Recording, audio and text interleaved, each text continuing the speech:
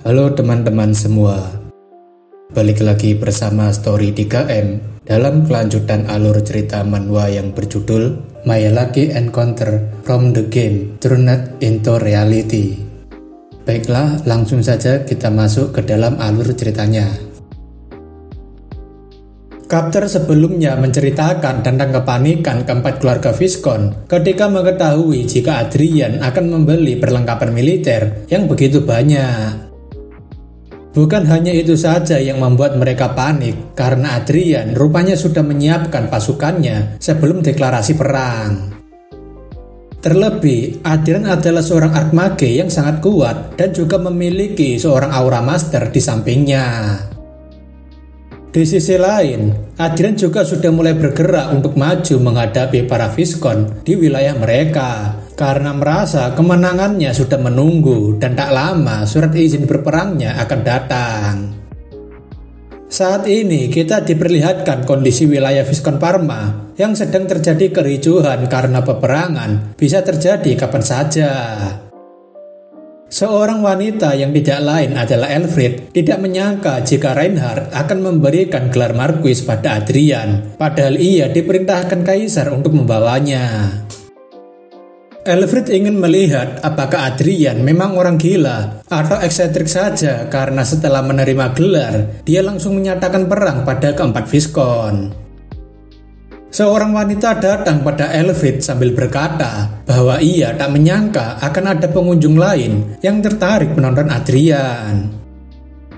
Elfrid sendiri tak menyangka jika ia akan bertemu dengan Olivia di tempat ini, padahal ia sudah mencoba membaur dengan masyarakat sekitar. Sebagai penyihir terkuat di masing-masing kerajaan, pertemuan Olivia dan Elfrid tentunya bukan pertemuan biasa, karena sebagai penyihir terbaik, mereka memiliki ketertarikan pada orang yang sama. Di sisi lain, Adrian saat ini sedang terlihat bersantai di dalam kastil musuh sambil tersenyum, dan itu membuat penjaga di sana jadi tanggung.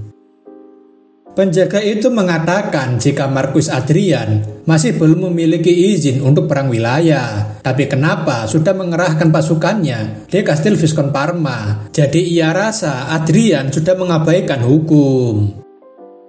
Adrian rasa penjaga itu sudah salah paham dengannya, tapi penjaga itu tidak paham apa yang dimaksud.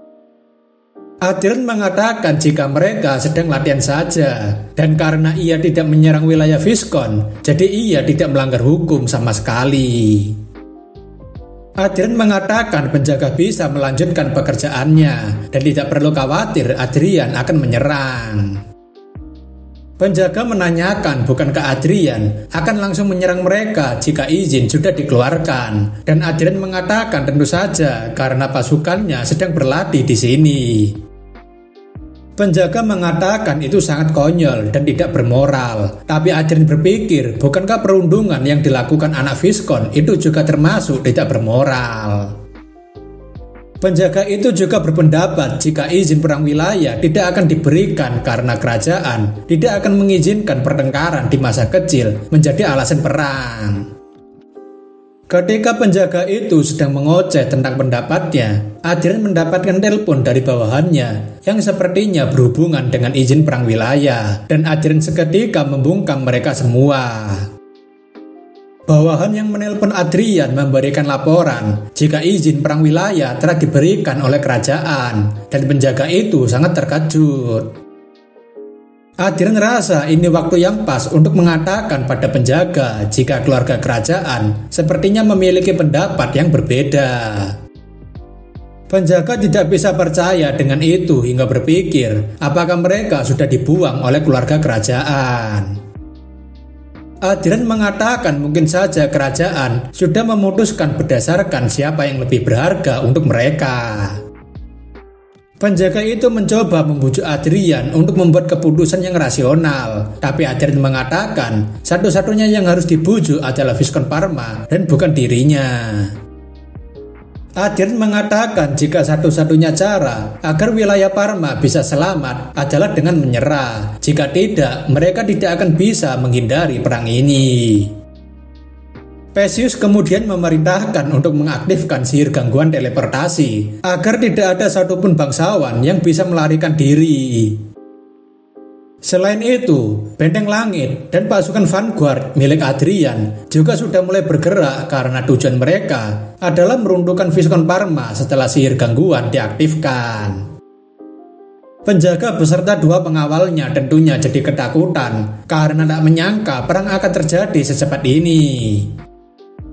Adrian menanyakan kenapa penjaga tidak segera pergi, padahal ini bukan saatnya untuk bersantai seperti beberapa saat yang lalu. Penjaga itu tentunya langsung bergegas pergi untuk menuju ke barisannya. Begitu juga dengan Adrian yang sepertinya akan segera bergerak. Adrian kemudian menggandeng Archia karena ia ingin segera menikmati waktu mereka berdua untuk menghabisi para musuh. Adrian mengatakan jika ia akan pergi ke barisan depan bersama dengan Archia dan Perseus harus melakukan tugasnya. Adrian memerintahkan Perseus untuk mengambil alih komando sementara dan Perseus begitu terkejut karena langsung disuruh untuk menjadi komandan perang. Perseus ingin tua muda untuk menjelaskan apa maksudnya ini, tapi Adrian sudah tidak mau mendengarkan Perseus karena sedang sibuk bersama Archia.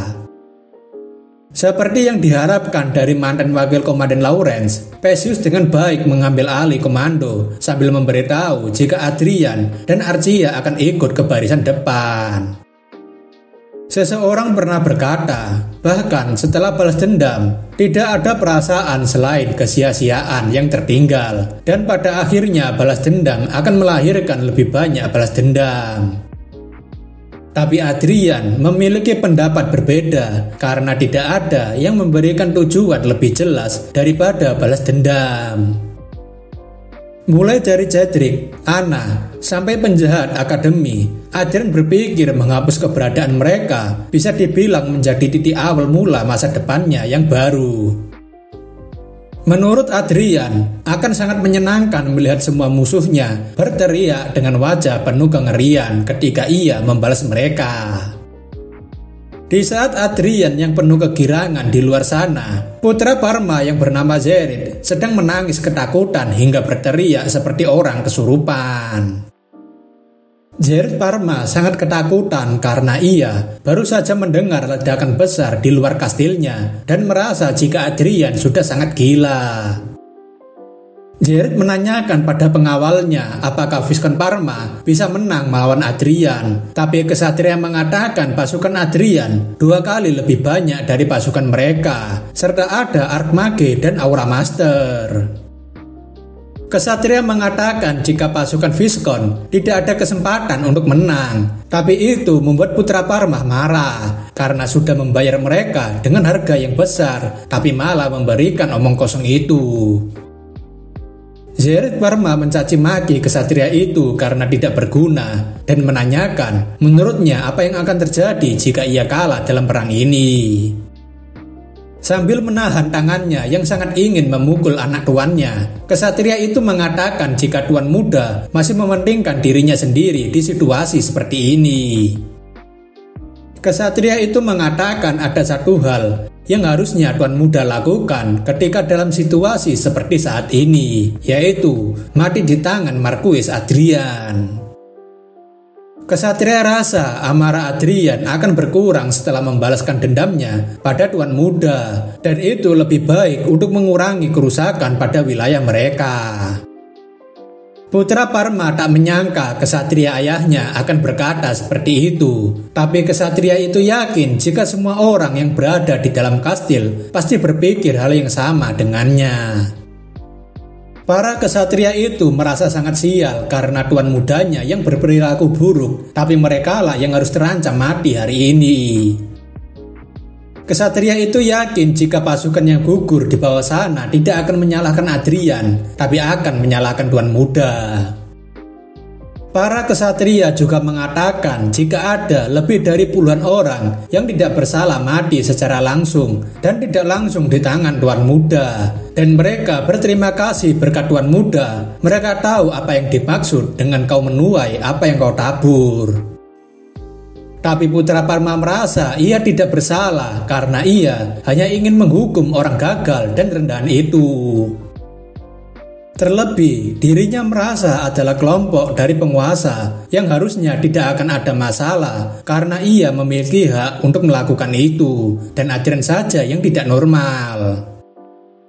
Tak lama, komandan kesatria langsung datang dan membuat Putra Parma cukup lega karena ia ingin pergi dari sini.